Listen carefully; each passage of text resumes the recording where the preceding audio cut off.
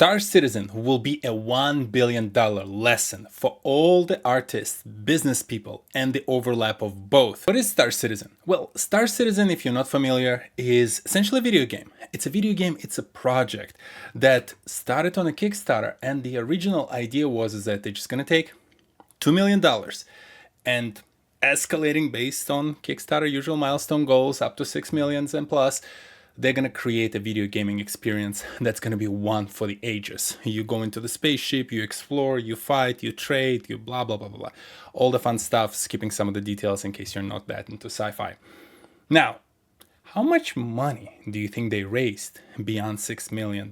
And my intro had a spoiler. To date, Star Citizen grossed almost $950 million, close to $1 billion, and this game is yet to be officially released. Yes, this is still a funding project where they're still developing, tweaking, playing around with the technology, trying to figure out what the future is going to look like. As you can see, it's been a long time since we raised those initial $7 million. It was 2012, crazy, almost 14 years ago. And from then on out, they raised 28, 32 million, 35 million, 36, 34, 37, 47. COVID happened. People decided that there's going to be the next big thing. 78, 86, $113 million in 2022, 117 and 116 between 23 and 24. And almost now to, actually at $150 million for 2025. This is just completely ridiculous. You might ask, why would people do this? Why do people keep investing? How are they raising this amount of money? And the idea is, if originally you could just donate and buy a game and whatnot, today again, I'm gonna skip a lot of details. Long story short of it, you can buy a lot of in-game items to play in this still developing game. And the examples of here can be like ships. Hey, you can buy a ship for yourself and fly around in it during the game, and $50-$60 for a ship, which is the core of the gameplay. As a Star Citizen, you need to get between the stars.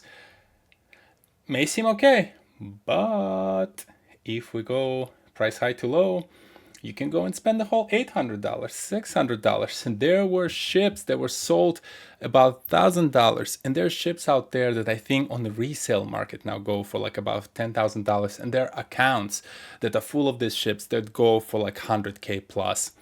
$1,000, and beyond that they have a subscription service where you can subscribe on a monthly fee. You're going to get all these fun different things. So essentially they continue raising funds, promoting this upcoming single player game. The original Star Citizen experiences mostly virtual, kind of you go in and you play around with other players. Squadron 42 should be kind of its own single player experience. You can see some of the familiar faces they've hired as voice actors, a lot of top actors out there. There's a ton going on in this game.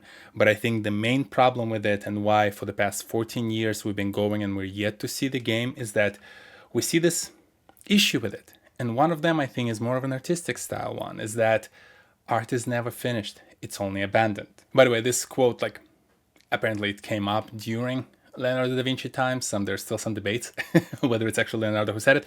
But beyond the point, the reason why I think it's problem number one is that they had a defined goal early on. They were constrained by the budget, and scarcity is always, what they say, scarcity is the source or a great teacher or inhabitor. I'm forgetting the exact quote, right?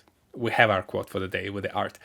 But the idea is that when they had limited budget, they were very fixated on very specific type of goals that they want to achieve, and they were ready to achieve them. The moment they saw that faucet can keep going further and further and further, and the flow of money just keeps coming, they decided to say, hey, we're going to add this feature and that feature and the other feature. And listen, technologically it's awesome. Artistically, I'm happy for them. This is amazing thing for an artist or an engineer to be able to be hey, I'm getting almost virtual unlimited budget over here to go and do whatever I want to do. I want to do everything. The problem is when it comes to art project, especially with the business angle where you're trying to deliver the end product that people are paying for, you gotta hit that certain ceiling when it comes to the features and all the different things you want to include in that project, and then you want to abandon it. You want to let it out there in the hands of the people to enjoy, to play the game, to have a final experience. The problem that we're at today is because of this increasing scope. I don't think they really understand where that finish line is, because today they're like, yeah, but what if we're gonna do this other thing and we did this other cool thing? And like, arguably, from things that I've seen from people who actually understand technology of the video game, they are doing a lot of amazing things, like, which again is great. It's awesome, right? Like, you can throw a bunch of engineers, industrial engineers, and like, architects, and they can keep building and building and building and building and building that building. But unless that building is actually start being utilized, it just becomes an engineering project. It just becomes a project that you kind of like do not for the purpose of actually people using it. And that's where it's starting to feel like, right? It's like we're building it for the sake of having fun building it, not for the sake of actually delivering the final product to the actual users. And listen, I'm sure people who are playing this game right now and who spend thousands of dollars, or developers, anyone who's touching the game, they're going to argue it with me right now. No, like, we want people to enjoy it. We want to deliver it. Yes, but you're still in testing. Yes, but for the last 15 years, you're still raising money. Yes, but the amount of money you've raised, it's like the comparable budget is Grand Theft Auto, GTA 6, right? Grand Theft Auto 6 that's coming out next year in 2026. The estimated budget for that game is about $1 billion. But there's a finite goal. There's going to be the release. They're going to launch it, and they're going to have some support afterwards. They're not launching it and then saying for the next 15 years we're going to be in an early release, right? You are not following the standard methodology that underpins the foundation of delivering digital goods. So you cannot say, no, but we're releasing something. You're yet to commit to those things. You like, they're dragging their feet on a lot of some other deliverables, not a lot. So there's a lot of things going on. So with that, you can hear people talking about how that can be a fraud. And I don't think it's a fraud, like just transparently out of the doors. But I think there is the second reason, and we'll get back to the third one. The second reason is in the core of one of my favorite jokes when it comes to these kind of projects. And the joke is, there was a bridge. And this family kept building the bridge. Their grandfather was an engineer. He started that bridge. Then eventually they kept building it. He passed it on to his son. His son started building it. And that son had another son, so his grandson. And that grandson is about to take over the construction of the bridge. And the grandson is like, listen, my grandfather is building the bridge. My father has been building this bridge. I'm going to be the great grandson and son. I'm going to finish it.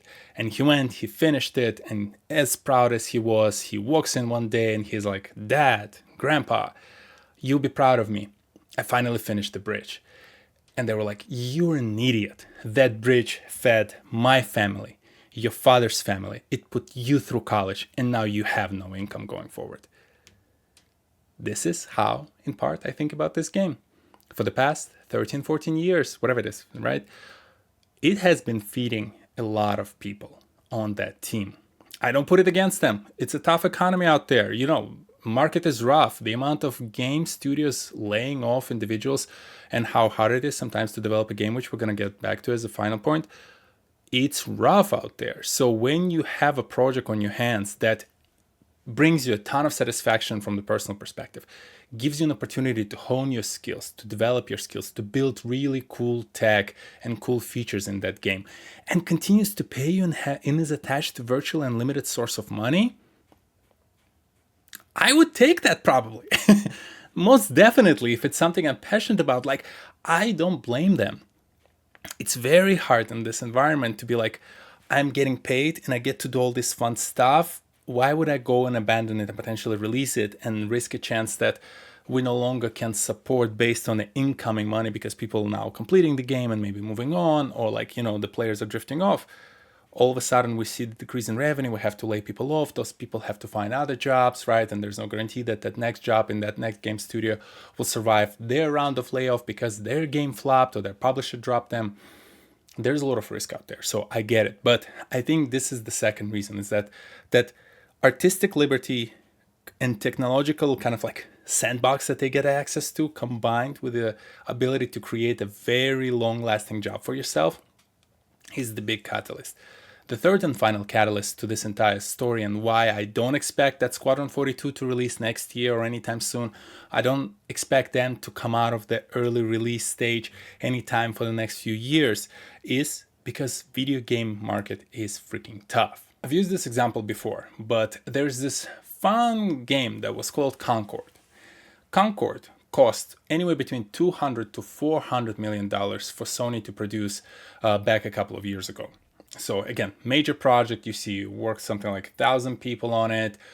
They spend a ton of money, right? And then you compare that game to a game like Claire Obscure Expedition 33, which costs less than $10 million. The reason why I compare those two games, Concord only sold 25,000 copies, which I think roughly equates to like about $1 million in revenue, and was shut down within a couple of months of the release. Claire Obscure went to sell 5 million plus copies, so 5 million as of October this year, right? So, and they just recently won the Game of the Year at the Game Awards, so that I'm sure boosted their sales, and they're probably going to get across 6 million, which again, what is it, at 60, or I call it maybe $50 even, it still equates close to like $300 million in revenue on a $10 million investment. That's a big disparity. So as a gaming company, you can spend hundreds and hundreds and hundreds of millions of dollars and barely sell anything, although you have a mega publisher like Sony behind it.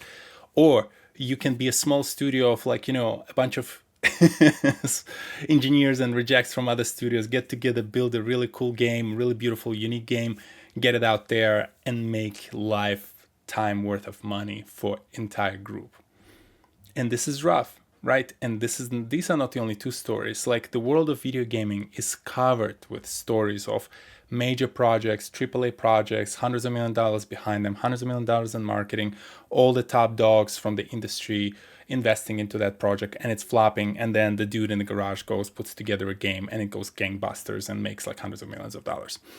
That unpredictability is rough. And so again, when you find that, source of almost like infinite money that keeps plowing your way, you're disincentivized to risk it and be like, okay, I'm done, let's clog this thing up, right? You're gonna say, listen, we're gonna keep going up until this thing runs dry. And ultimately, I think this is what's gonna happen. The reason why I think it's gonna be a cautionary tale, I have my concerns if, because of how excited they are and because of the fact that at this point, I highly question if they have a vision of what the final project will look like at this point after so much money that's been invested into this game. What I anticipate will likely happen, while this trend line keeps pointing up into the right, they're going to keep delaying the projects. They're going to keep taking their time, building other cool features. They're going to build cool features. People who spend hundreds and thousands of dollars will enjoy playing that game, right? In early stage. But I think that's going to keep going up until the point that trend line starts turning down. And the moment it starts turning down, to boost that number up, they're going to probably, instead of just subscription service, they're going to launch some sort of like a battle pass feature. They're going to launch maybe some additional microtransaction stuff. Maybe you can build a base, and within the base, you can buy the base, you can buy the planet. Maybe behind the base, you can buy a bunch of like architectural stuff in that base, additional landing pads for all your ship, to showcase your ship. Like, there's going to be plethora of those kind of like things to get people to spend more. There's going to be more ships, more different features that they're going to allow you to buy, to try and like, again, pick that line back up into the up and right. And only after they see, okay, we cannot really push it anywhere further and it keeps pointing down, they're going to say, okay, now we're ready to launch. Because that's going to be their final way to push that line back up. So it's going to be like going down, hey, we have all these cool features, please enjoy them, battle pass. Oh no, it's going down again. Okay, fine, we released it. Here's a Squadron 42, here's all these other things, and then it's gonna keep going down from there. And the problem is, like, by the time they get to that second push, my concern would be, if you don't have the clear vision right now what the final product will be like, you might not be ready for it, and you might rush through the final stages to announce that something is final, and it might be buggy, it might not have all the right features, people might feel let down because of, by then, like whatever, 16, 17 years in, they've invested so much money, they yet to see the final product, and you'll see the drop off in the interest, and that's going to plummet. And unfortunately, that probably at that point, we're going to start talking about layoffs and all those kind of things, right? So again, I hope that's not going to be the case, but if you've been on my channel long enough, you know I'm a little bit jaded when it comes to these things. And also, I just want to be realistic about the fact that whenever you're picking up the project, like I'm talking to a lot of creatives on my channel who subscribe to my channel, or any kind of like business individuals, and you're working on the business project, you always have to have deadline. Within that deadline, you always have to have very specific deliverables, and you need to hit those deliverables, and you need to say, okay, champagne against the board, this boat is ready for the sail and get out of there. Even if there's like some things you can polish, some things you can do, because I promise you, in my like 15 plus years of working on different like business projects in tech, there's always more things you can do. You just have to abandon it at some point and say, hey, maybe in the future release, but for now, this thing is ready. Let's send it out into the ocean, so to speak, to swim on its own. Same thing for the art. You can work on videos forever. You can work on art projects forever, or you can just at some point say, this is as good as it gets right now. Send it out there. And a lot of business folks, a lot of very product-driven individuals, a lot of artists, they have a problem with that.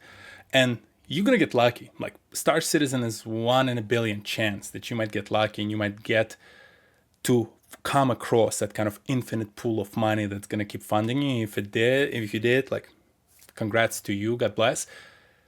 But in majority of the cases, with the more you drag it out, the more you risk creating a wider gap between the expectations that your customer has for the final product and what you can actually deliver.